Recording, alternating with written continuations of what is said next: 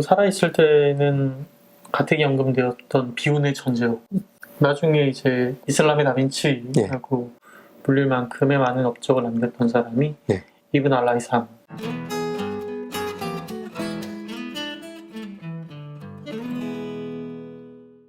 1085년에 톨레도랑 1091년에 한 6년 뒤죠. 시리아에서 이것들이 발견이 된 거예요. 그러니까 이슬람 사람들이 살던 본거지에서 그 당시에 이제 이 기독교랑 막 또 싸울 때 그러니까 거기에서 이게 발견이 된 거래요. 이런.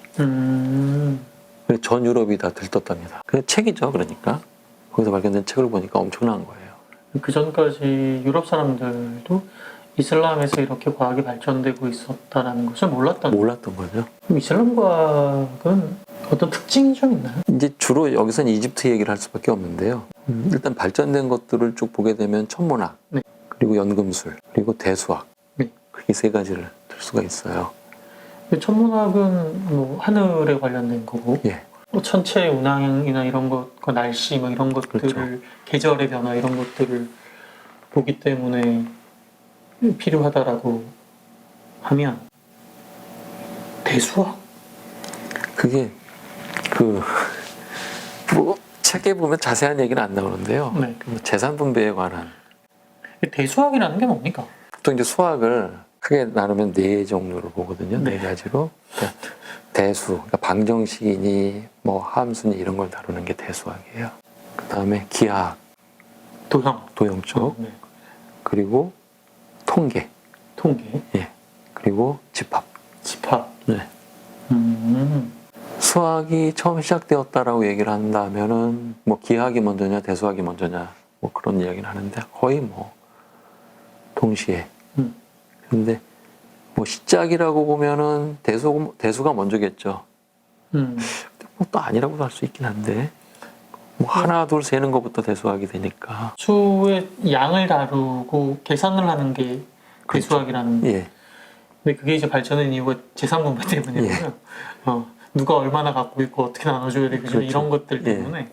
그리고 사실 그 천문학 같은 경우에도 그렇게들 간단히 써놨더라고요. 특별히 이슬람 문화권에서는 메카를 향해서 하루에 몇 번 기도를 해야 되지 않습니까? 그 방향이 굉장히 중요했다고 그래요. 어두워져서 기도하면 안 되니까. 그래서 그런 것들까지도 천문학의 발달에 굉장히 기여를 했다고 그러더라고요. 필요가 발명을 낳는 건 맞고 인간의 욕망이 발명을 낳는 건 만고불변의 진리이긴 하네요. 그걸 바탕으로 해서 태양력이 수립이 됐는데 굉장히 정교했다고 합니다. 그래서 그게 유럽으로 넘어가서 암브로시우스력인가 연결이 됐고 그게 이제 다시 오늘날 우리가 쓰는 그레고리우스력으로 바뀌게 되는 거죠.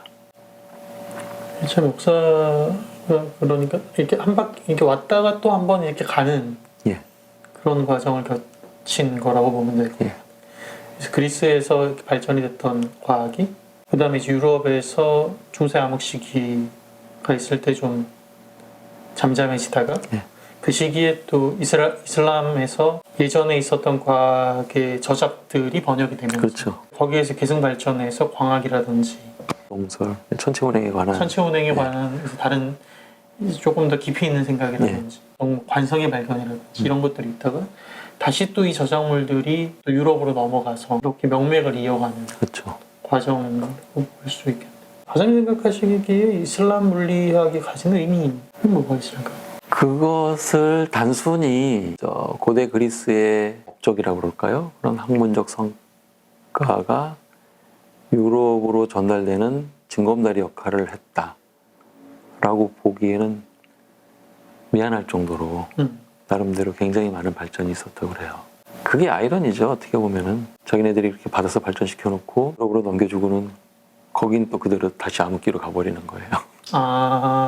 선수교체처럼 돼버린.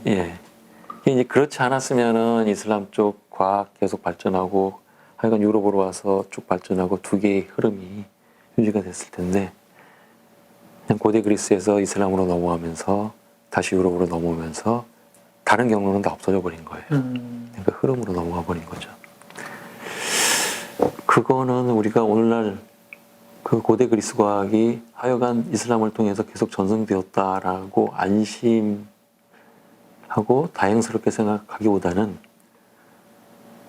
그 투트랙이나 아니면 쓰리트랙으로 멀티트랙으로 발전할 수 있었던, 그러면서 서로 또 주고받으면서 더욱 발전을 이렇게 가속시킬 수 있었던 기회를 상실한 그런 안타까움으로 볼 수도 있어야 됩니다. 그럼 이후에 계속 발전을 못하게 된 이유는 뭐? 저도 그 부분은 뭐 뒤쪽 더 보질 않아서 모르겠는데 역시 그 체제겠죠. 그러니까 그런 것 같아요. 어느 정도 과학이 발달하게 되면 결국에는 뭐 세상에 대한 근본적인 해석 그리고 이해 그런 것들이 그 종교와 충돌을 하게 되는 것 같아요.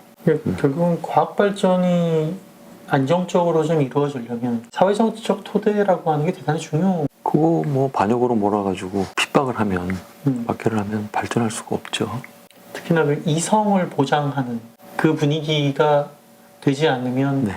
과학이 발전하기는 좀 어렵다. 당연하죠. 뭐 과학으로 순교하는 사람들은 많지 않습니까? 갈릴레오 갈릴레이도 얼마나 많은 타협을 했어요. 과학 발전에 있어서 국가가 차지하는 영향력이 얼마나 큰가 하는 것은 그냥 과학 발전이 아주 최고조로 달하는 때가 전쟁 때인 거를 생각하면 너무나도 명확하죠. 사회체제와 정치체제가 명확한 토양을 제공할 때, 그렇죠. 목표와 필요를 요구할 때, 그렇죠. 그때 이제 과학이 발전한다라고 보죠. 뭐 이슬람의 물리학에 대한 이야기들을 좀 해봤는데, 아 잠깐만요. 거기에 그럼 그동안 유럽에서는 어땠느냐? 네. 그 얘기는 좀 해야 될 것 같습니다. 네. 어찌됐거나 과학적 성과는 있고, 근데 그것을 뭐 발전시키지는 않는다 하더라도 그거는 이용을 해야 되겠다. 그러니까 그리스 헬레니즘 시티의 과학 문명의 토대는 있었으니, 그렇죠. 예. 그러니까 그걸 가지고 이제 중세 시대 때 어떻게 어떻게 변화되었냐에 대한 부분인 거죠. 예. 근데 그 부분은 기술 발전으로 그렇게 이야기를 합니다. 기술이 발전됐다. 실제로 과학적 성과를 응용하는 실생활에 사용하는 기술들이 건축이나 토목 쪽으로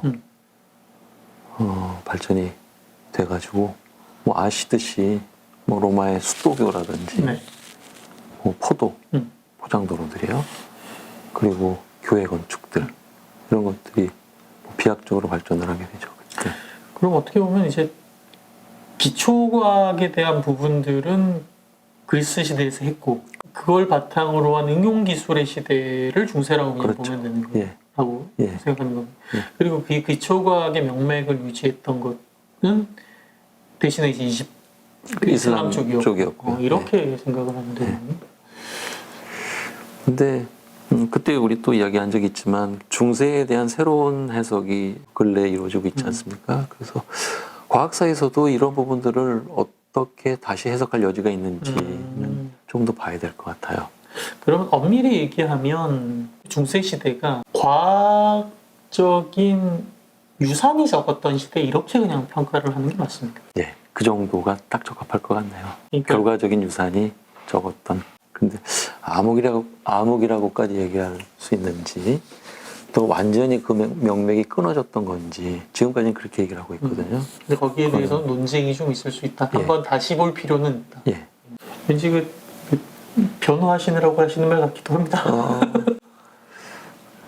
뭐 여지를 남겨두는 게 과학의 속성 중에 하나가 반증 가능성이라고 얘기를 하지 않습니까? 그런 의미에서 중세에 대한 반증 가능성을 남겨두겠다. 네, 알겠습니다. 네, 그래서 오늘은 이슬람의 물리학에 대해서 좀 알아봤는데요. 김 박사님은 오늘 한마디를 정리하시자면? 아쉬운 원트랙. 아쉬운? 원트랙. 원트랙. 알겠습니다. 네, 고맙습니다. 고맙습니다.